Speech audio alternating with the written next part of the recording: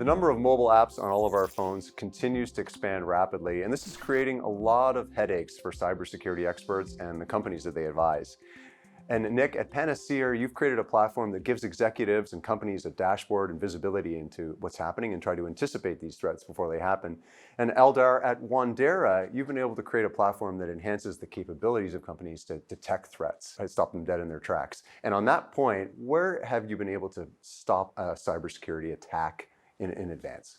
Well, we stop about 20 million threats a year for our enterprise customers around the world. We've stopped man-in-the-middle attacks where a hacker will try and get in between the traffic that you're processing and or sending. That was for a space agency in their launch pads in Africa. There's been two massive trends from our perspective in the industry. One is towards remote working, and secondly towards cloud services and applications.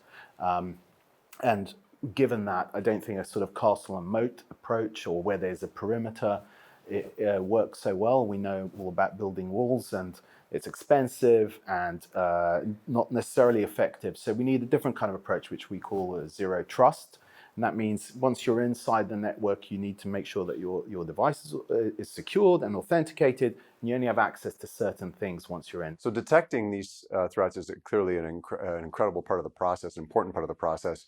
But Nik, with Panaseer, you're helping the organization see what is going on and monitor and anticipate threats. Despite all the money spent, despite all these wonderful security tools that are bought to stop these threats, unfortunately, a lot of the time they're too difficult to manage for the teams that have to manage them.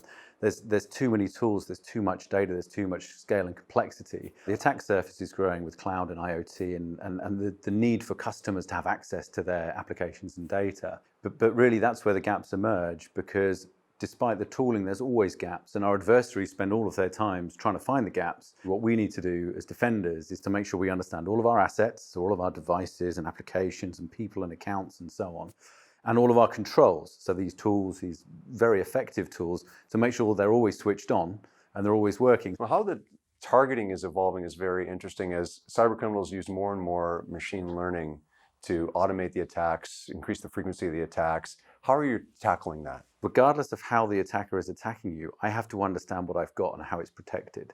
That's the kind of baseline of where we need to get to. And I think in a lot of organizations today, that is just too complex. It's too complex to, you might be surprised, but most global organizations don't know exactly how many computers they have.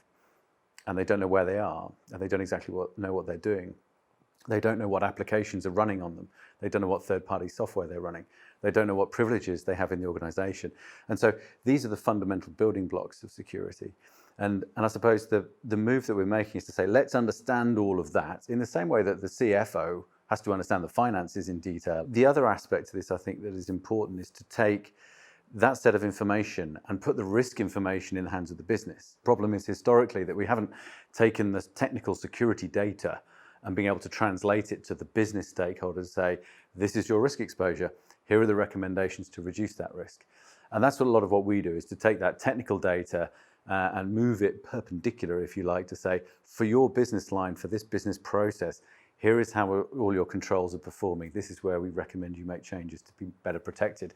And that will help against the least sophisticated threats, and the most sophisticated threats, such as the machine learning that adversaries may be using today. We invested behind machine learning to just help us sort through, you're looking for a needle in the haystack, there's so much data, it kind of brings that haystack down to sort of a bucket size. So you can search for your threat and that attack within a much smaller area.